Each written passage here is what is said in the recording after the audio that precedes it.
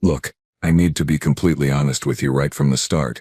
When Commander Vextor stood in front of our combat class and declared that no species in the known galaxy could effectively dual-wield weapons, I believed him. Why wouldn't I? The guy had 17 battle citations, a scar that ran from his left eye stalk down to what passed for his jaw, and exactly 0 patience for stupidity. Plus, and here's the kicker, I had 4 arms. 4, and I still couldn't pull it off. My name is Rith, by the way. I'm a Quellan, which means I've got an extra set of limbs that most species would kill for. You'd think that would make me some kind of combat prodigy, right? Wrong. Dead wrong. Turns out having 4 arms doesn't mean your brain can actually control 4 weapons at once. It just means you've got 4 different ways to embarrass yourself in front of your instructors. Commander Vextor paced back and forth across the training mat, his 3 legs making that distinctive clicking sound that meant he was about to drop some knowledge on us. Listen up, cadets, he barked, his translator converting his native clicks and whistles into Galactic common. I see some of you eyeing the dual blade section of the armory. I see you thinking you're special. You're not. Here's why. He gestured to the holographic display behind him and a 3-dimensional brain appeared, rotating slowly. This is a standard neural network. Doesn't matter if you're Quellan, Vrexian, Korthian, or any of the other 73 species in this academy, your brain, that mushy computer in your skull, can only maintain one primary combat focus at a time. 1. You can switch between targets fast. Sure, you can use your offhand for defense. Absolutely. But true, simultaneous offensive control of 2 separate weapons. Neurologically impossible. A cadet near the back, some hotshot Vrexian named Tark, raised his claw. But Commander, what about the Quellan? They have 4 arms. Vextor's eye stalks swiveled toward me, and I wanted to sink through the floor. Good question. Rith, demonstrate.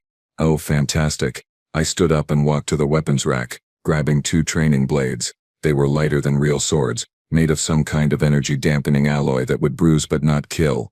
I took one in each of my upper hands, and faced the practice dummy. Now, Vextor said, his voice dripping with the kind of satisfaction that comes from proving a point. Attack the dummy with both blades simultaneously. Different angles. Independent strikes.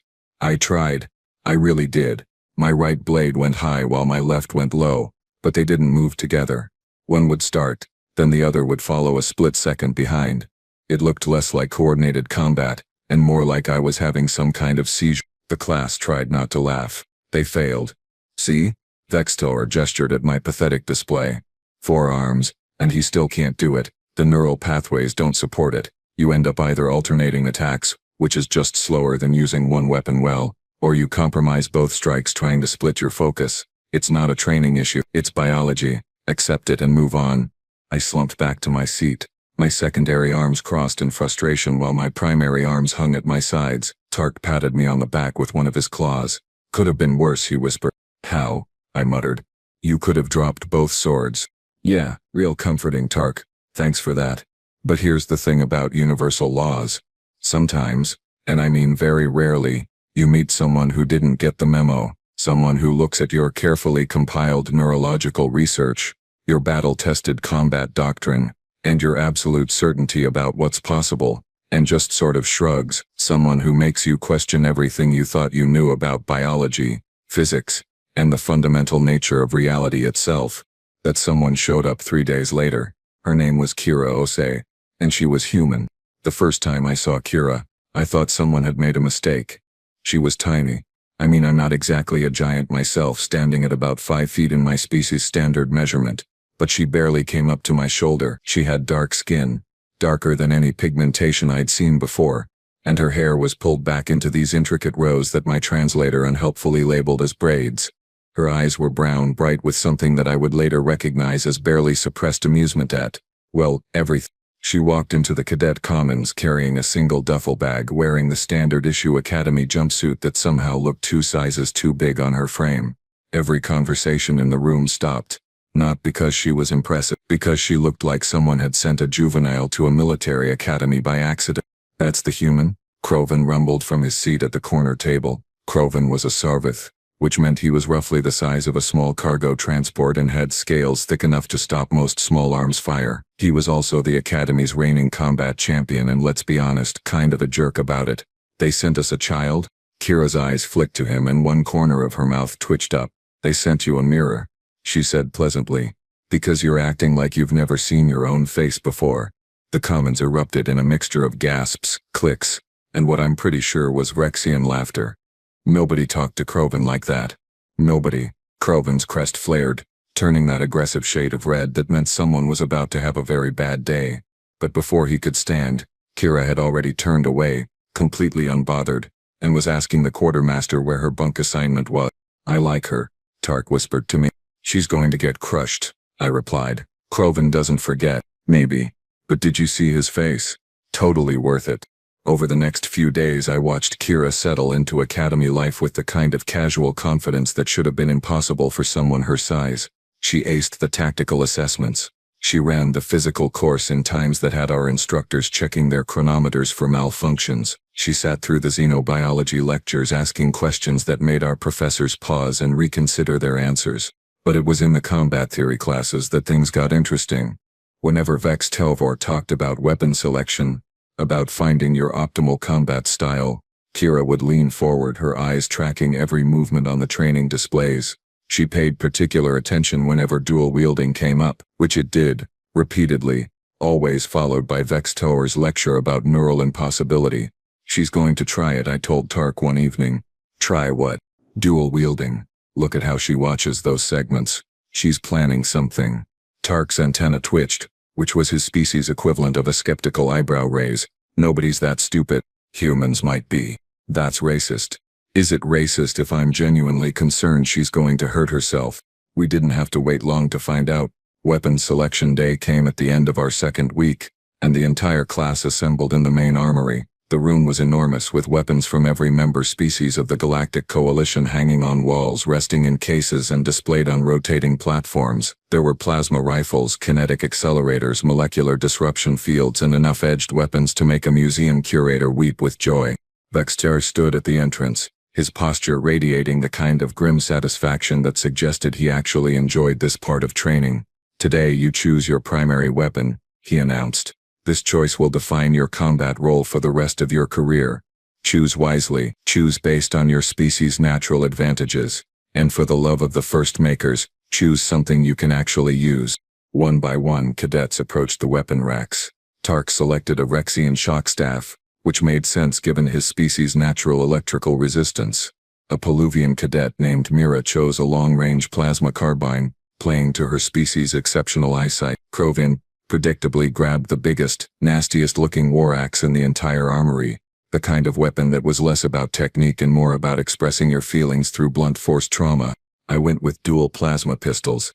Not the same as dual-wielding melee weapons, Vexter had explained. Pistols were point and shoot. Your brain just had to say threat and your hands did the rest. No complex movement patterns, no coordinated strikes, just aim and fire. Then it was Kira's turn. She walked slowly through the armory, her hands clasped behind her back, examining everything with that same analytical expression she wore during lectures. She passed the human section, which featured a bunch of projectile weapons that used chemical propellants. She passed the energy weapons. She walked right past the staff section, the spear section, the hammer section. She stopped in front of the dual blade display. Oh no, I whispered. Oh yes, Tark whispered back, suddenly interested. The dual blade section was more of a memorial than an actual weapons area. It showcased paired weapons from various cultures back before everyone realized that using two weapons simultaneously was a biological dead end. There were Vexian shock blades, Korthian crystal sabers, Quellan force edges, beautiful weapons, useless weapons. Kira reached up and took down two swords. Not fancy ones. Not the decorative pieces that cost more than a shuttle. She grabbed two plain, standard-issue combat blades. The kind that training officers used for basic sword form instruction. Each was about 3 feet long, single-edged, with simple crossguards. Cadet Osei. Vexto's voice cut through the sudden silence. What are you doing? Selecting my weapons, Commander, Kira said, testing the weight of each blade with a few experimental swings. Those are dual-wielding swords. I noticed, sir. Did you not pay attention during my lecture on neurological limitations? I did, sir. Fascinating stuff. Vextor's eye stalks contracted, which was his species' version of a frustrated sigh. Then you understand that what you're attempting is impossible. Kira looked at him, and that little smile played at the corner of her mouth again. With respect, Commander, impossible is a strong word. Maybe improbable, maybe inadvisable, but impossible. She shrugged. I'd like to test that theory. This isn't a theory, Cadet. This is established neurological fact backed by thousands of years of combat data across 73 species. 73 species that aren't human, Kira pointed out. Sir, the armory went dead quiet. You could have heard a pin drop if anyone had been foolish enough to drop one. Vextor stared at her for a long moment, his eye stalks fully extended. Then slowly, deliberately, he clicked his mandibles together in what I'd learned was his species' version of a dark chuckle. Very well, Cadet. Take the blades. You'll report to Training Arena 7 tomorrow morning. 0600 hours. We'll see exactly how human neurology stands up to reality. Dismissed. As we filed out of the armory, I fell into step beside Kira. You know he's going to make an example out of you, right? Probably, she agreed cheerfully. You could get seriously hurt. Could. You could quit now. Save yourself the embarrassment. She glanced at me, and there was something in her eyes that made me take a step back. Not anger, not arrogance, just absolute, unshakable certainty. Rith, right? 4 arms. Yeah. Let me ask you something. When Vextelfor made you demonstrate, when you couldn't make it work, did he explain why? I mean really explain why? I thought back to that humiliating moment. He said it was neural pathways. The brain can only maintain one combat focus. Right. One combat focus. That's true for Quellans. True for Vexians. True for every species in the Coalition. She shifted both swords to one hand. An impressive feat of grip strength. But humans, we're not in the Coalition yet. We're new here, and maybe, just maybe, our brains work a little differently. That's a big maybe to bet your academy career on. I've bet on worse, she said, and walked off toward the dormitories, both blades balanced on her shoulder like she'd been carrying them her whole life. Tark appeared at my elbow. So she's definitely going to die, right? Either that, I said slowly, or we're all about to learn something very interesting about humans. Arena 7 at 0600 hours was packed. Word had spread through the cadet population faster than a Peluvian gossip network. Everyone wanted to see the human fail. Some wanted it out of genuine concern. Most, I'm ashamed to admit, wanted it for the entertainment value. Watching someone's hubris get smacked down by reality was a time-honored tradition across every species in the galaxy. I dragged myself out of bed early enough to grab a front row spot. Tark was there, naturally. So was Mira. Even cadets from other training groups had shown up. The arena itself was a circular space about 50 meters in diameter, with impact-absorbing floors and walls lined with energy shields designed to contain stray weapons fire. Vextor stood at the center, his 3 legs planted wide, his arms crossed. Next to him was the training array, a collection of practice dummies, holographic targets, and movement sensors that would track every aspect of a cadet's performance. Kira entered at exactly 0600, wearing the light combat armor we used for training exercises. Both swords hung in sheaths at her hips. She looked calm, too calm, like someone who either had absolute confidence in her abilities or had made peace with imminent failure. Cadet Ose, Vextor announced, his voice amplified by the arena's speaker system. You claim human neurology permits dual wielding. This morning, you will demonstrate. If you cannot, you will select an appropriate single weapon, and we will never speak of this again. Clear, crystal clear, Commander. Begin with basic forms. Show me you can at least hold both weapons without dropping them. Kira drew both blades in one smooth motion, the steel hissing as it cleared the sheaths. She settled into a stance that looked completely wrong by every conventional combat doctrine I'd ever studied. Her feet were shoulder-width apart, knees slightly bent, both blades held at mid-guard, one angled high, the other low, her weight centered, balanced. Then she moved. The right blade snapped out in a high cut, slicing through the air with a sharp whistle. The left blade followed a heartbeat later, coming up in an arc from below. But here's the thing that made my brain stutter and my secondary arms twitch involuntarily. They weren't sequential, they weren't one after the other like when I'd tried it. They were overlapping, flowing, each blade moving in its own pattern but somehow connected, somehow aware of where the other was going. She flowed through a series of cuts, blocks and strikes that shouldn't have been possible. The right blade would commit to a high attack while the left was already transitioning into a defensive position. Then they'd switch, the left attacking while the right covered. It was like watching 2 completely different fighters occupying the same body, except they were perfectly synchronized, never interfering with each other. never compromising either weapon's effectiveness. Okay, Tark whispered beside me. What in the 17 hells is that? I don't know, I admitted. That shouldn't work.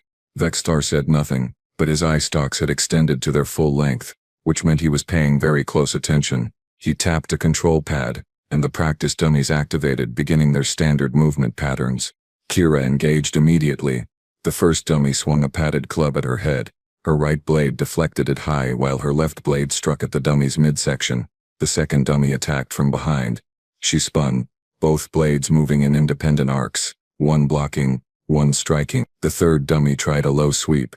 One blade drove down to parry while the other came across to counter. It was like watching water flow. No, that's not right. Water is one thing moving as one mass. This was like watching two separate streams that somehow knew exactly where the other was going, that moved in perfect harmony without ever being the same movement. The dummies increased their speed. Kira matched them. They started coordinating attacks, coming from multiple angles simultaneously. She handled it, both blades working different problems, solving different threats, and never, not once, getting in each other's way. This is impossible, someone muttered behind me. We established that already, someone else replied. No, you don't understand. Watch her eyes. I watched. Kira's eyes weren't tracking like a normal fighter's would. When you fight, you focus on your primary threat, maybe catch secondary threats in peripheral vision. Your eyes lock on, your body follows, but Kira's eyes were moving independently, each one tracking different targets, feeding information to a brain that somehow processed it all simultaneously and sent independent commands to each hand. She wasn't just dual wielding, she was dual thinking, dual fighting, like her brain had split into two combat computers that shared the same body but could run separate programs. After 5 minutes of continuous combat against progressively more difficult scenarios, Vexstar called a halt. The dummies powered down. Kira stepped back, barely breathing hard, both blades still held in perfect guard position. The arena was dead silent. Vexstar approached her slowly, his eye stalks examining her from every angle. Explain, he said simply.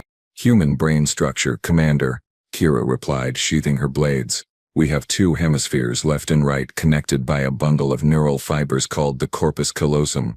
Each hemisphere controls the opposite side of the body.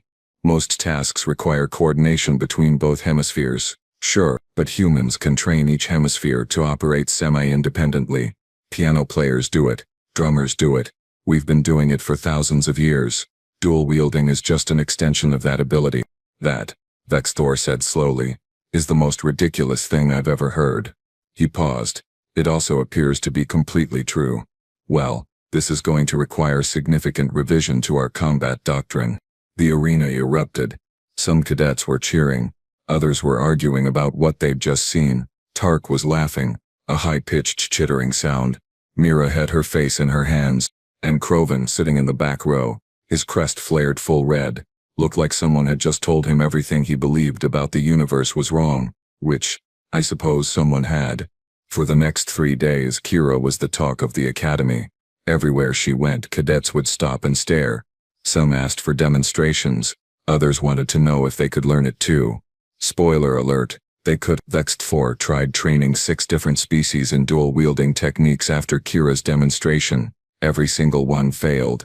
Turns out human brain structure really was unique in that regard. Kira handled the attention with the same casual confidence she brought to everything else. She ran her training drills, attended her classes, and generally acted like she hadn't just upended thousands of years of established combat theory. Which, I'll admit, was kind of impressive in its own way. But not everyone was impressed. Some people, when confronted with someone else's exceptional abilities, react with admiration. Others react with inspiration, working harder to match that level. And then there are people like Krovan, who react by needing to prove they're still the biggest, baddest thing in the room. It happened in the cadet commons during evening meal. Kira was sitting with a small group of us, Tark, Mira, myself, and a few others, discussing some tactical problem from class. She was explaining how dual wielding created opportunities for simultaneous offense and defense that single weapon styles couldn't match. Except against overwhelming force, Krovan's voice rumbled from behind her. All your fancy blade work doesn't mean much when someone hits you hard enough to break your guard. Kira didn't turn around immediately. She finished chewing her food, took a sip of water, and only then swiveled in her seat to look up at Krovan's massive form. That's true of any fighting style, she said reasonably. Overwhelming force is overwhelming. So you admit your technique has limitations. Every technique has limitations. That's why we train multiple approaches. Krovin's crest flared slightly. I think your limitations are more significant than you're admitting. I think you got lucky against practice dummies. Against a real opponent, someone with actual combat experience, you'd fold. Oh boy, here we go. The commons got quiet, that particular quality of silence that means everyone knows something interesting is about to happen and nobody wants to miss it by talking. Kira studied Krovin for a long moment. You want to spar, she said. Not a question. I want to prove a point. Which is that humans aren't special. That you got in one good demonstration against training equipment and everyone's acting like you rewrote the laws of physics. I've been undefeated in this academy for 2 cycles. I've beaten Vrexians, Quellans, Peluvians, and every other species that thought they were combat ready. You're just the next name on that list. Huh. Kira took another sip of water. And if I refuse, then everyone knows you're afraid. That you know your little trick won't work against a real fighter. It was a trap, obviously. If Kira refused, she'd look weak. If she accepted and lost, Krovin got to humiliate her publicly and reassert his dominance. If she accepted and won, well, Krovin clearly didn't think that was possible. Kira set down her water glass very carefully. Okay, she said. Arena 7 tomorrow evening, 2000 hours. Full combat rules, non-lethal settings on all equipment. Agreed. Krovin's crest flared full red. Pleased. Agreed. Try not to embarrass yourself too badly, human. He walked away, and the commons exploded into conversation. Tark leaned across the table. Please tell me you have a plan, he hissed. Of course I have a plan, Kira said. What is it? Don't get hit. That's not a plan. That's just the basic concept of fighting. Then I guess I'm keeping it simple. She stood up, collecting her tray. Thanks for the vote of confidence though. Really feeling the support here. After she left, Mira turned to me. She's going to get destroyed, isn't she? I honestly don't know, I admitted. Krovin's got reach, mass, and experience. But Kira just demonstrated something that should be neurologically impossible. At this point, I'm not betting against her. I am, Tark said. 20 credits says Krovin pins her in under 3 minutes.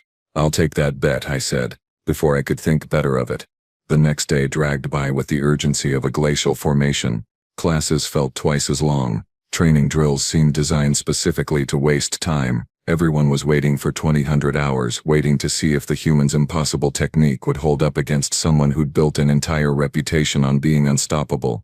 When the time finally came, Arena 7 was packed beyond capacity. Cadets lined the walls, sat in the observation areas, and generally filled every available space. Even some of the instructors showed up, including Vextel, who positioned himself at the arena's edge with his arms crossed and his eye stalks fully extended. Krovin entered first, wearing full training armor, his war axe resting on one massive shoulder. He looked like a mobile fortress, all scales and muscle and barely contained aggression. The crowd cheered. He was popular, in the way that dominant fighters are always popular. People like backing winners. Kira entered second, wearing the same light armor from her demonstration, both swords at her hips. She looked impossibly small compared to Krovin, like a juvenile facing down an adult. The crowd's cheering was more subdued, uncertain. Vextor stepped into the center of the arena. Standard combat rules apply. Fight until submission, incapacitation, or until I call a stop. Weapons are set to training mode. They'll hurt, but not cause permanent damage. Medical team is standing by. Both fighters ready. Ready, Krovin rumbled. Ready, Kira said. Then begin. Krovin didn't waste time. He charged forward immediately, closing the distance with surprising speed for someone his size. His war axe came down in an overhead strike that would have turned Kira into a very flat, very dead human if it had connected at full force, even at training settings. Getting hit by that thing would mean broken bones and a long stay in medical. Kira moved. Not backward, which is what every tactical manual would tell you to do when facing a larger opponent's charge. Sideways, sliding to Krovin's right while both blades came up in defensive positions. The axe slammed into the arena floor where she'd been standing a fraction of a second earlier, the impact sending a shudder through the ground that I felt from 20 feet away. Before Krovin could recover, Kira's right blade snapped out, striking at his exposed side. Her left blade simultaneously moved to guard against any counterattack. The right blade connected with Krovin's armor, Not hard enough to do damage but enough to score a point in the arena's automatic scoring system. One hit for Kira. Kroven snarled and swung horizontally, the axe humming through the air in an arc that would have bisected anyone stupid enough to stand still. Kira dropped low, both blades coming up in an X block over her head. The axe met the crossed blades with a clang that echoed through the arena, and for a moment they locked there, Kroven's massive strength against Kira's leverage and technique. Then Kira twisted using the axe's own momentum to redirect it past her. She rolled forward between Kroven's legs, both blades slashing at his ankles as she passed. 2 more hits registered on the scoring system. She's faster, Tark muttered beside me. He's stronger, I countered. 1 solid hit and this is over. But that solid hit kept not happening. Kroven attacked with everything he had, using every combination and technique that had won him dozens of fights. High strikes, low strikes, feints followed by real attacks. He used his size to crowd her, trying to trap her against the arena walls where her mobility would be limited. Kira adapted to everything. When he attacked high, one blade blocked while the other struck low. When he attacked low, she'd leap, both blades coming down on his shoulders as she vaulted over him. When he tried to trap her, she'd flow around him like water, like smoke, never staying in one place long enough for his greater mass to pin her down. And the whole time both her blades were working independently. The right blade would engage Kroven's axe, holding his attention, while the left blade would snake in from an unexpected angle, scoring hits on his armor. Then they'd switch, the left blade becoming the distraction while the right blade struck. It was like fighting 2 opponents who shared perfect communication and coordination. 5 minutes into the fight, Kroven was breathing hard, his scales showing scorch marks and impact points from Kira's blades. The scoring system showed 15 hits for Kira, 0 for Kroven. His crest had gone from confident red to frustrated purple. "This is impossible," he growled, resetting his stance. "Seems to be going okay from where I'm standing," Kira replied. She wasn't even breathing hard. That's when Kroven changed tactics. Instead of trying to hit her with his axe, he threw it, just hurled the massive weapon straight at her center mass, like a spinning wheel of death. At the same time he charged, intending to tackle her while she was distracted by the thrown weapon. It was actually a good strategy. Against any normal opponent it would have worked. You can't block a thrown weapon and defend against a charge simultaneously. You have to choose, and either choice leaves you vulnerable. But Kira wasn't any normal opponent. Her right blade came up, deflecting the spinning axe just enough to send it careening past her shoulder. Her left blade in the same instant thrust straight out at chest level. Kroven, mid-charge, ran directly onto the blade. The training weapon safety systems kicked in immediately, registering a lethal strike and sending a feedback shock through Kroven's armor that made his muscles lock up. He crashed to the ground in a heap, stunned and immobile. The arena was dead silent for exactly 3 seconds. Then it erupted. Cadets were cheering, screaming, making whatever species-appropriate noises indicated extreme excitement. Tark was jumping up and down, all 6 of his limbs flailing. Mira had her hands over her mouth. Vextor walked onto the arena floor, checking Kroven's vitals before looking up at Kira. "Lethal strike registered," he announced. "Winner, Cadet Ose." Kira sheathed both blades and extended a hand to Kroven, who was recovering from the shock paralysis. "Good fight," she said. Kroven stared at her hand for a long moment, then slowly reached up and grasped it, letting her help him to his feet, which was ridiculous because she probably weighed 1/10 of what he did, but the gesture mattered. "How?" he asked simply. "Practice," Kira said. "Lots and lots of practice, and genetics that let me cheat the normal rules a little bit." "You didn't cheat," Vextor interjected. "You used your species' natural advantages. That's what combat is. Kroven, you fought with honor and skill. You lost to someone better. Learn from it." Kroven nodded slowly, his crest fading to a more subdued green. "I will, Commander." He looked at Kira. Would you teach me? Not the dual wielding, I know I can't do that. But your movement patterns, your tactics, they're different from anything I've learned." "Sure," Kira said. "Training arena tomorrow morning? I'll be there." As the crowd dispersed, still buzzing about the fight, Tark sidled up to me. "You won the bet," he said glumly. "I did," I agreed. "Buy me dinner." "With pleasure." That was worth 20 credits just to watch. I found Kira near the arena exit, talking to some of the other cadets who wanted to congratulate her. When she finished, I caught her attention. "That was incredible," I said. "Thanks. Though honestly, it shouldn't have been that impressive. Kroven's good, but he relies too much on overwhelming force. Once I established I was faster, The outcome was kind of inevitable. Still, you did something nobody thought was possible. She smiled. That little half-smile that suggested she knew something the rest of us didn't. Yeah, about that. Wanna know a secret? Always. Dual wielding isn't the only thing human brains can do that other species can't. We're also really good at pattern recognition and adaptation. We see something that works. We copy it, modify it, improve it. We're the galaxy's best cultural learners. Why does that sound ominous? Because I spent the last 3 days studying every species combat style in the Academy database. I know how Sarviths fight now, how Vrexians fight, how Quellans fight, and I know how to beat all of them. I stared at her. You're going to challenge everyone, aren't you? Not everyone. That would be mean.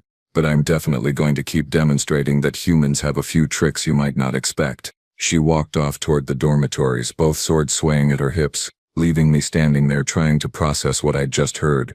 What did she say? Tark asked, appearing at my elbow. I said slowly, she just declared war on every combat assumption we have. Oh good, Tark said. My life was getting too predictable anyway.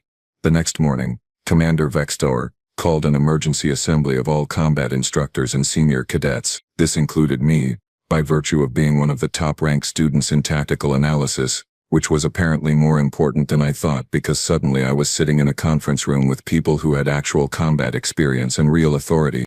Vextelver stood at the head of the table, his eye stalks contracted in thought. We have a problem, he announced. Actually, we have an opportunity that we're treating like a problem because we don't understand it. Dr. Quelm, if you would. Dr. Quelm, the Academy's chief medical officer and xenobiology specialist, activated the central holographic display. A human brain appeared, rotating slowly, with various regions highlighted in different colors. She was Avrelian, which meant she had 4 eyes and way too many fingers. Perfect for delicate medical work. After yesterday's combat demonstration, Dr. Quelm began, her voice carrying that particular tone that academics use when they're about to explain something complicated. I requested a full neurological scan of Cadet Osei. With her permission, of course. The results are fascinating and explain quite a bit about her capabilities. The brain hologram zoomed in on a thick bundle of neural fibers connecting the 2 hemispheres. This is the corpus callosum. Every species with a bilateral brain structure has one. It allows communication between the left and right hemispheres of the brain. However, the human corpus callosum has approximately 200 million more neural fibers than any other species we've studied. 200 million additional connections between brain hemispheres. She highlighted different regions of the brain. Additionally, human brain hemispheres show a remarkable degree of specialization. The left hemisphere, in most humans, handles logical processing, language, analytical thinking. The right hemisphere handles spatial awareness, intuition, holistic processing. But here's the critical point. Because of that enhanced corpus callosum, humans can engage both hemispheres simultaneously on related but independent tasks.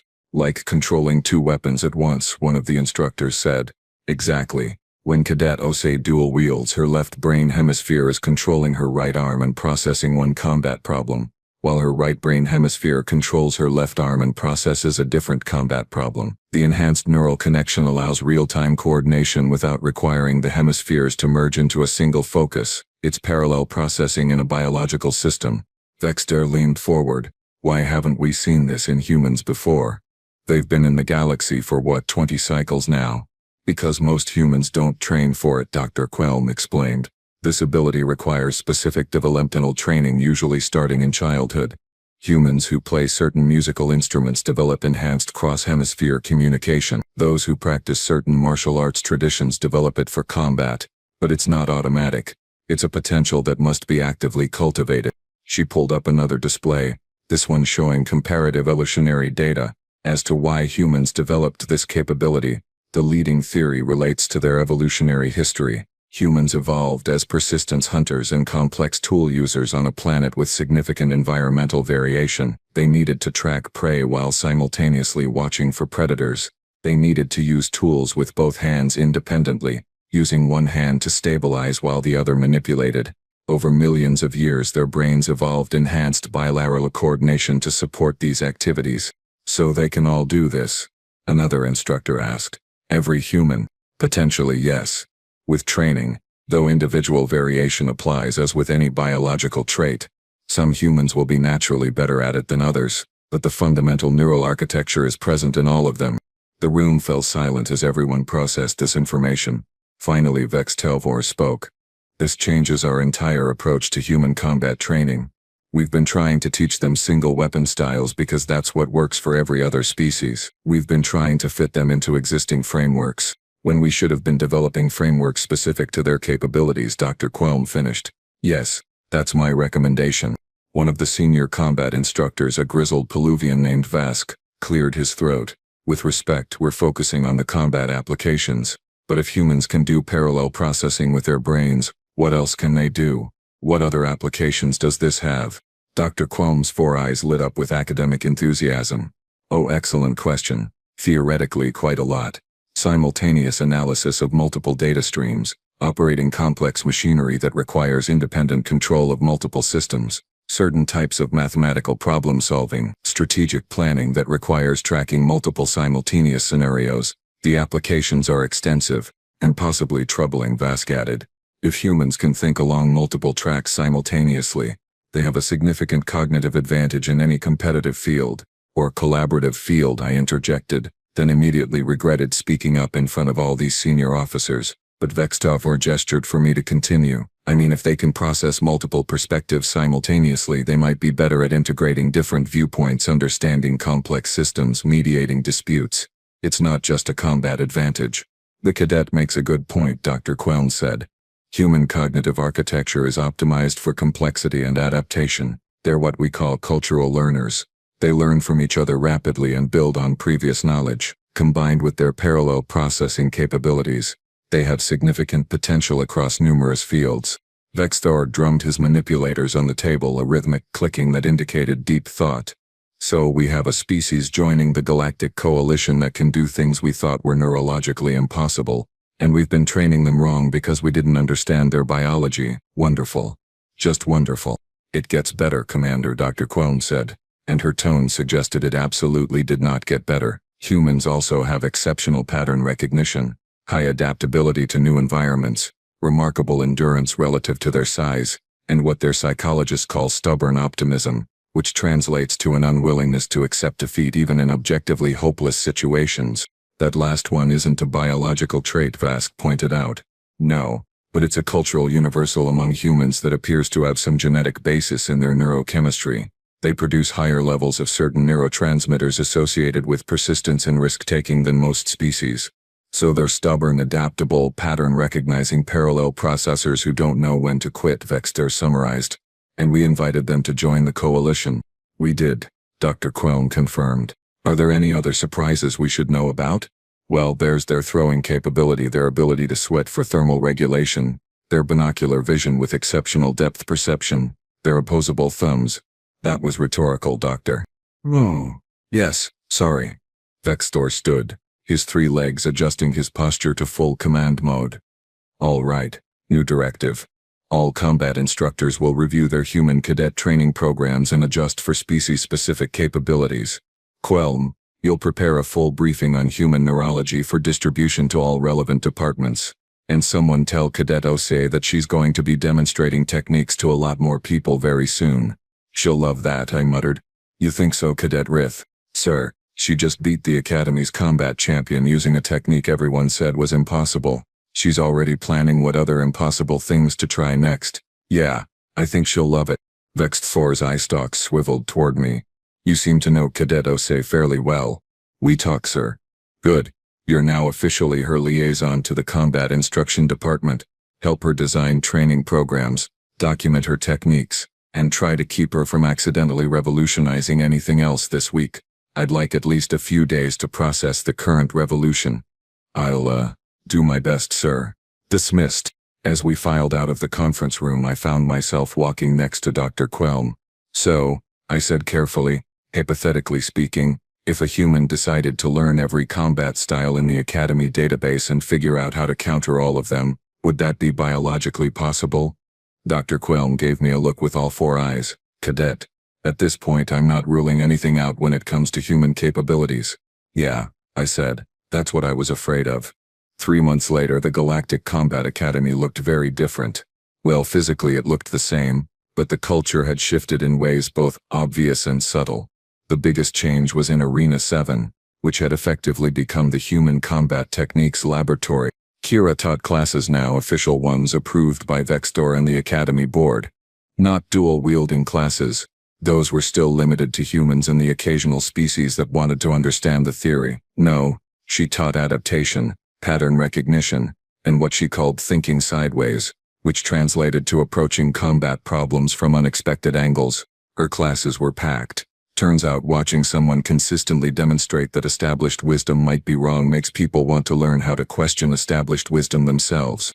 I sat in on most of her classes, partly because Vextor had made me her official liaison, partly because I was genuinely fascinated by her teaching methods. She didn't lecture. She'd set up scenarios, watch cadets fail at them using conventional approaches, then demonstrate an unconventional solution. Then she'd make them explain why her solution worked and how they could have thought of it themselves. The goal, she told her students on the first day, isn't to fight like a human. You can't. Your brains work differently. Your bodies work differently. Your whole evolutionary history is different.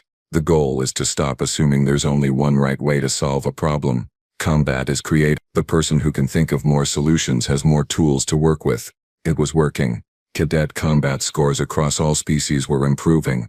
Not because they could dual wield, but because they'd stopped treating the combat manual as gospel and started experimenting with techniques that played to their individual strengths. Croven became one of her best students, which surprised everyone, including probably Croven himself. Turns out getting thoroughly beaten by someone half your size is either humiliating enough to make you quit or humbling enough to make you learn. Croven chose learning. He couldn't match Kira's speed, but he developed strategies that used his mass more efficiently, that turned his apparent disadvantages into tactical advantages. She's changing how we think about combat, Tark said one evening. We were in the Commons, watching Kira demonstrate something to a group of younger cadets. Not just technique, the whole philosophy. It's kind of terrifying, I admitted. Humans have been in the galaxy for 20 cycles and they're already making us reconsider fundamental assumptions. You think it's just combat? What do you mean? Tark gestured vaguely with his antennae. Humans can parallel process, right? They can think along multiple tracks simultaneously. They're exceptional pattern recognizers. They're cultural learners who adapt to new information faster than most species. And according to Dr. Quelm, they have that whole stubborn optimism thing that makes them keep trying even when logic says to quit. Your point. My point is that we invited them to join the coalition thinking they were just another species, maybe a little primitive, definitely new, but what if they're not just another species? What if they're the species that's going to change everything? I considered that. Across the Commons, Kira was laughing at something one of the cadets said, both her swords casually resting against her chair. She looked relaxed, approachable, completely ordinary except for the part where she'd redefined what was possible in combat. You know what the scariest part is? I said. What? We've only seen her fight. We've only seen her combat capabilities. Dr. Quelm said humans have advantages in multiple fields. What happens when they start applying that parallel processing to diplomacy, to engineering, to science, to strategy? We get a species that can operate on levels most of us can't match, Tark said quietly. A species that can think thoughts we can't think, see patterns we can't see, solve problems we can't solve. That's not scary. That's terrifying. Or Tark said, his antennae perking up. It's the best thing that's ever happened to the coalition. We've been stagnant for cycles, Rith. Same species, same perspectives, same solutions to the same problems. Humans might be exactly the kick in the mandibles we need. I watched Kira finish her demonstration and stand up, both swords smoothly sheathed at her hips in one practiced motion. She caught me watching and waved. I waved back.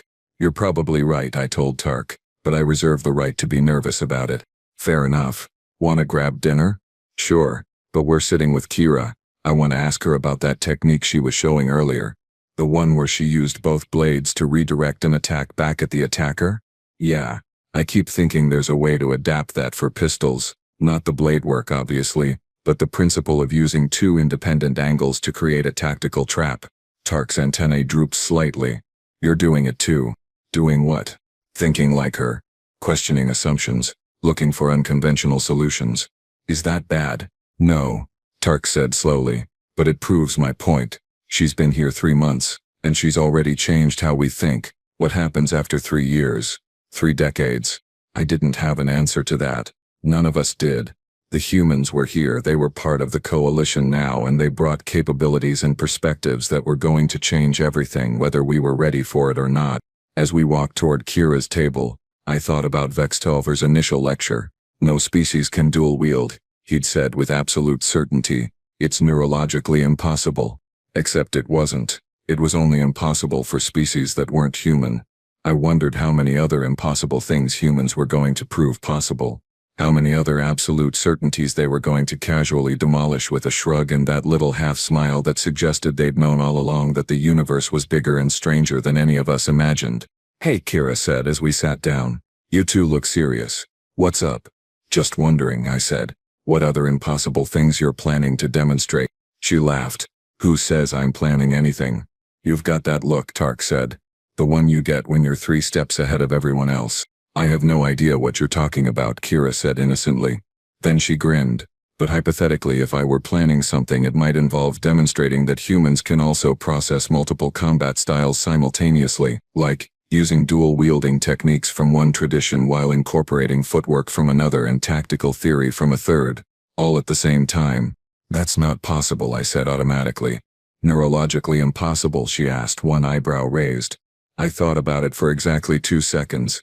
"Okay, point taken. When are you demonstrating this?" "Next week. Want front row seats?" "Obviously." "Wouldn't miss it," Tark added. Kira's grin widened. "Good. Because after that I'm going to need help designing a training program that incorporates concepts from all 73 coalition species combat doctrines into one integrated system." "That would take years," I protested. "So we'd better get started." And that right there was the most human thing I'd ever heard. Faced with a task that should take years, maybe decades, that most species would consider impractical or impossible, her response was immediate action. No hesitation, no doubt, just stubborn optimism that if something needed doing, you started doing it. "You're insane," I told her. "Probably," she agreed cheerfully. "But I'm also right, and you're going to help because you're curious about whether it'll work." She was right about that too. Curse her and her pattern recognition abilities. As we ate dinner and discussed the absurd project she'd just recruited us for, I realized something. The Galactic Coalition had spent thousands of years developing combat doctrine, establishing what was possible and what wasn't, creating boundaries based on biological limitations. Those boundaries were real for everyone except humans. Humans didn't break the rules. They just played a different game. One where the rules we'd established didn't apply because they had capabilities we didn't know were possible, and now they were teaching us to question our own boundaries, to look for the limitations we'd imposed on ourselves simply because we'd never met anyone who could do things differently. It was terrifying and exciting in equal measure. "So," Kira said, pulling up a data pad with preliminary notes for her multi-species combat integration project, "where do we start?" "With the assumption that you're probably going to prove a dozen more impossible things before this project is finished," Tark said. "Only a dozen?" Kira laughed. "You're not thinking big enough." "No," I thought, watching her sketch out ideas that would have been dismissed as fantasy a few months ago. "We definitely weren't thinking big enough. But we were learning. The humans were teaching us that impossible was just another word for nobody's tried it the right way yet. And honestly, I couldn't wait to see what they did next."